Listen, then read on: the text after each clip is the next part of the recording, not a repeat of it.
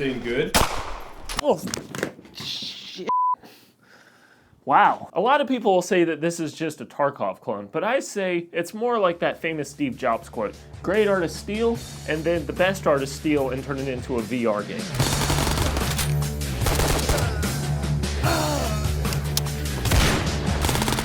Where the f did that controller go? Oh. Hello, buddy. Because when you take an idea like extraction survival and apply it to a medium like VR, you create an experience like any other. Unlike any other was what I meant to say. Continuing with the video. We're getting close to 24 hours in Ghost of Tabor, and man, it has been a long time since I've spent that much time in a VR game in 1 week. Nothing in there. This is not only the most intense game that I've ever played, but it has the most addicting gameplay loop that I've experienced in any VR game. Come on, come on, come on, come on. Let's go! You set out on raids to scavenge for weapons, food, and materials that'll help you thrive in this post-Soviet war-ridden environment. Oh man, cat food again. But you have to be strategic about what you take with you when you leave your bunker. Please do not forget to store your armor and gear in the appropriate areas. Bunkers are no longer considered secure. AKA they only have storage program for specific areas. Your bunker is your home base. This is what holds everything that you've collected from past raids. This bunker is definitely a place I'd call home if the server hadn't wiped out everything I had in it. Whenever you stock up on your supplies, they'll be sitting on the shelves exactly how you left them whenever you get back from a raid. To add to that, they'll also be missing from those shelves whenever you take something and you don't bring it back. And this is what adds a realistic sense of importance to every item you collect in Tabor. I'm trying to survive so I can make it out with these night vision goggles. If I die though, I want you to take them, okay? If you die, it won't be in vain. Every bullet for every magazine for every gun is accounted for. It doesn't matter what the item is, it all has its place in the world no matter if you're buying, selling, or collecting. So when it comes to collecting those items while you're out on a raid, you have to really carefully choose what's important to you because you can only bring so much back. And as you're making your way through that environment, you have to be watching out for other players that are looking for things as well as AI opponents called Phoenix that are scattered throughout the map. Huh?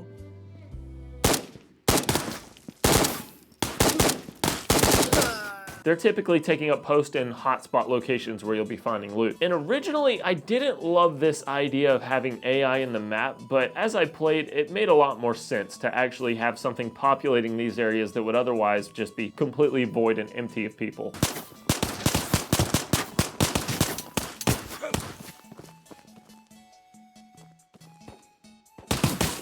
You may feel a sense of morality when you're going up against other players, and sometimes it may even benefit you to spare them in the moment, but it also might bite you in the ass if you do. Oh, let's go, boys! There's a shit ton of guns. Yeah, there is.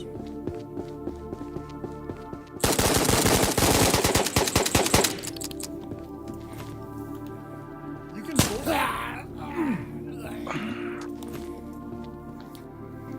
Fuck you. There's this level of psychological wordplay that can come into effect when you're dealing with other players in this world, but in my experience, there's still a level of good in people in a world that only favors the evil.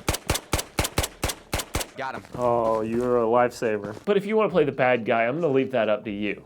You can do what you want. I've been spared by players myself, and I've also spared other players that led me into successful extractions. There's just something special about this dynamic that you don't get in a typical multiplayer shooter. When real human emotion comes into play, it can totally change your gameplay experience. Choosing mercy over instinct or survival over chance can totally change the outcome of a raid, which is what makes the replayability factor of this game so much more strong. You never know where you'll drop into a match, what loot you'll find, or what people you'll come across.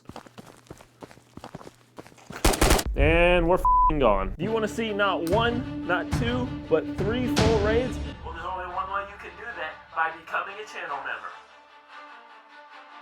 Oh, great. Ad placement in a video because the 3 unskippable ads weren't enough, right? God, I hate when YouTubers do this shit. You'll have access to all that intense live action of me just getting killed by people that I can't see, as well as other behind the scenes videos that you don't typically see me upload because they're in the channel member tab. Big thanks to Joking Ball, Not a Clown 2, and Exit for your continued support. Back to the video. When it comes to looting and survival in Ghost of Tabor, this is where it really shines as a VR experience because those items that you're grabbing aren't just taking up an inventory slot. Every item that you get in Tabor takes up physical space, so you gotta play this little game of Tetris when you're stuffing stuff into your backpack. When you come across another player's backpack and you look inside and you see the way they organize things or what they chose to grab and collect, it kind of adds this layer of personality that you wouldn't otherwise get by just filling up an inventory menu. Extracting with an item that a player gave as his dying wish feels so much more impactful when I can grab that item, look at it, put it in a backpack, take it back to my bunker, put it on a shelf, and see it in that exact place on the shelf that I left it every single time I come back. Notice that I said as his dying wish because getting out with those items that you collect is just as important as finding them. Off.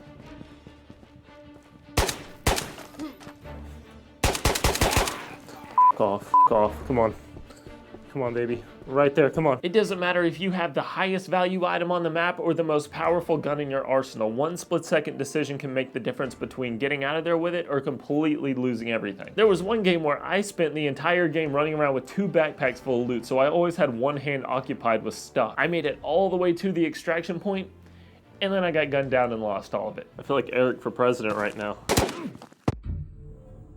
Are you serious, my brother? I just realized I had the little Windows bar in the gameplay the entire time. That's embarrassing. Oh well, I'm just leaving it in there. At any time in the game, you'll have a couple of different points that you can extract from, and these will change every time you play. This kind of forces you to switch up your gameplay style and figure out different ways to tackle it. And you have the freedom to tackle this however you want. And that's where the gameplay loop really gets addicting. You can gear up with a bunch of equipment and face the opposition head on, or you can do the exact opposite. You can start with absolutely nothing and see what you can make it out with, which is kind of my favorite ways to play the game.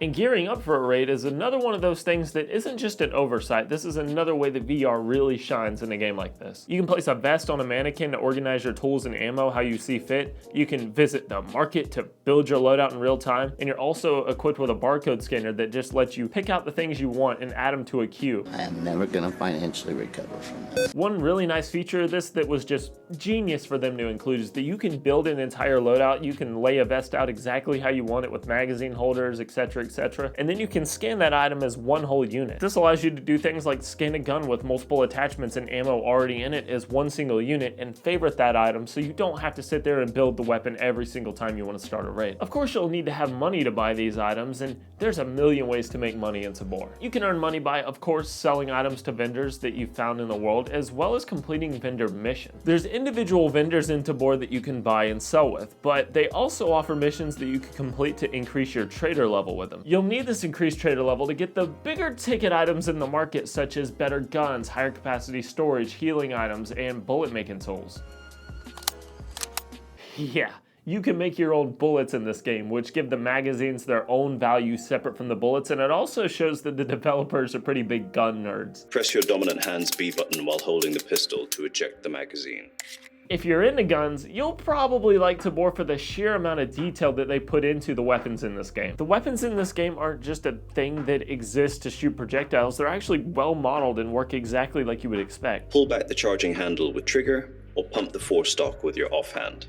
The shotgun is now ready to fire. You'll notice there is a spare round on the side of the shotgun. Hold trigger, then grip to take it. You have to pull back the charging handle to insert the mag on the MP40, but you have to actually lock the charging handle on the MP5 because just pulling it back won't do it for you. You have to actually feed the belt into the LMGs, and you can change the position and placements of all of the attachments that goes on the gun. That includes the optics on the sniper rifles. You can just put whatever you want on there. Of course, that amount of detail doesn't stop at the weapons themselves. That also carries into the ammunition. Does this drum mag fit this?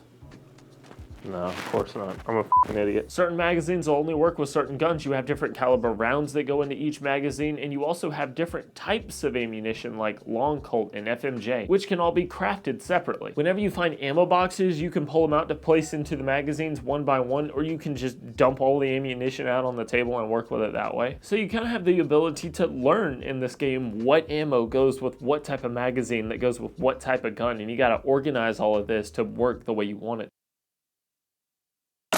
I'm pretty sure you can even clean the guns with toilet paper that you find in the world. Now, of course, all of these elements could make the game seem a little bit more confusing and overwhelming, but I think it's worth mentioning that you can bypass this stuff entirely and just buy mags from the store, which is what I typically did. But I think it's important to have these elements in the game just to make it all that more immersive. When you know that in the game, all of the bullets are individual from the magazines, and if you want to, you could take them out, place them somewhere, put them all in the magazine, create the bullets yourselves. It gives a different tangibility to all of the things that you're using. Oh, you got a backpack. Dope, bro. Oh, dude, your AR looks dope as shit.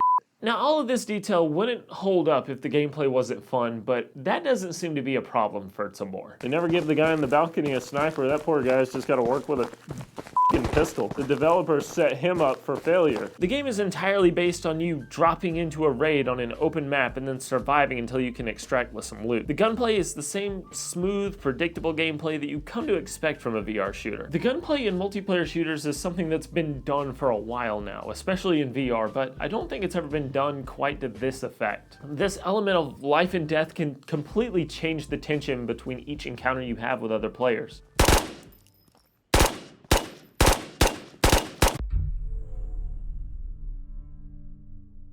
Wow. If you have to scramble in a backpack to grab a magazine or you hesitate to pull that slide back, it could cost you everything, which I can't say about any other VR shooter, at least not ones that I've played. Of course, sound plays a big role in a game like this, so you gotta have good audio. Gun sounds have a nice punch. Reloading magazines have that same metal-on-metal intimacy that you expect, and it makes interacting with these weapons all the more satisfying. You can also expect other details like the reverb of sound depending on the room size, or the sound of objects tapping against a wall while you move around. Come on. You should have pushed, bro. Sound can also be used as a tool in this game, so doing things like running too fast into a building or unzipping your backpack at the wrong time could just make you a screaming target. Or you could do the exact opposite. All right, sweet.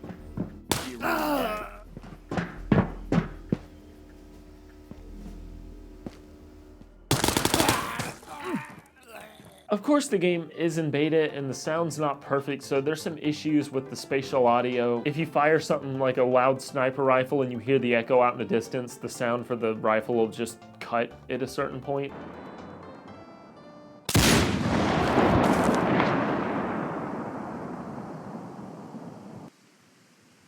Or if you're standing too close or too far to something, the sound will just get really loud or it'll just vanish instead of tapering off smoothly. Scattered across Tabor, and has been designed for both efficiency. Bunker is equipped with all necessities for self-sustaining your own living standards. And sometimes I just felt like I didn't understand where somebody was at. Like I could hear them close to me and it sounded like they were right next to me, but they were in the other building over. Sometimes it could be a little hard to decipher who was above me or below me. Yo, please don't shoot. I'm naked. Don't shoot. I'm right here in the door. Right here. I'm naked. Turn around. Please don't shoot. I'm naked, please. I just spawned in right here next to the tree. This wasn't a constant occurrence, mind you, but it was something that I noticed from time to time. Considering that it's in the beta stage, it can only get better from here, and I am loving the game, but there are some issues that should be expected that you're gonna run into if you're playing it at this point.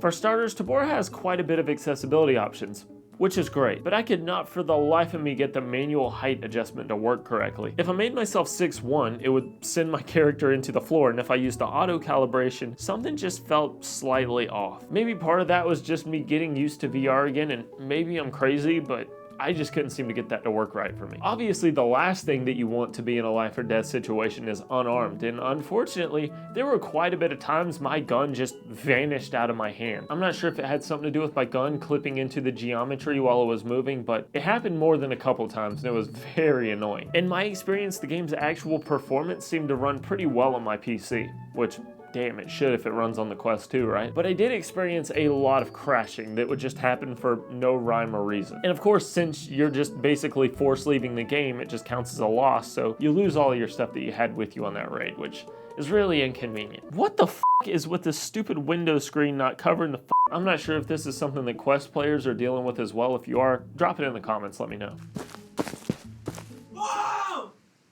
Another gripe I have is with the trader level progression. So you have the Spectre Trader, which is where you get all of your guns from currently in this beta version of the game. And one of the ways you level them up in the beginning most effectively is just by getting a bunch of kills. I just got this sick golden Desert Eagle while I was out looting. I know you haven't seen one of these in a while. What can I get for this? You can get fucked, mate. Okay, I'll just take money for it then. You got this gun over here. How much does this cost? What do I gotta do for this one? You gotta kill 12 people. I gotta kill. That doesn't even make sense. What does that do for you? That literally doesn't benefit you at all.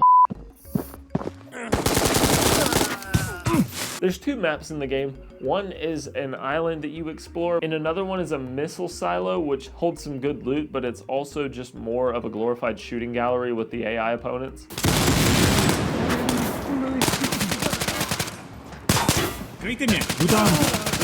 I don't really have a problem with this silo map, and I'm sure there's going to be a whole lot more variety of maps in the future, but I just wish the progression for the gun trader was more based on, I don't know, maybe trading and scavenging more so than just getting kills. Because in this current version of the game, you're just encouraged to go grind the missile silo to rank up your trader progression, which I just don't want to do. And of course you don't have to do that, but then your trader progression suffers as a result of you just wanting to explore.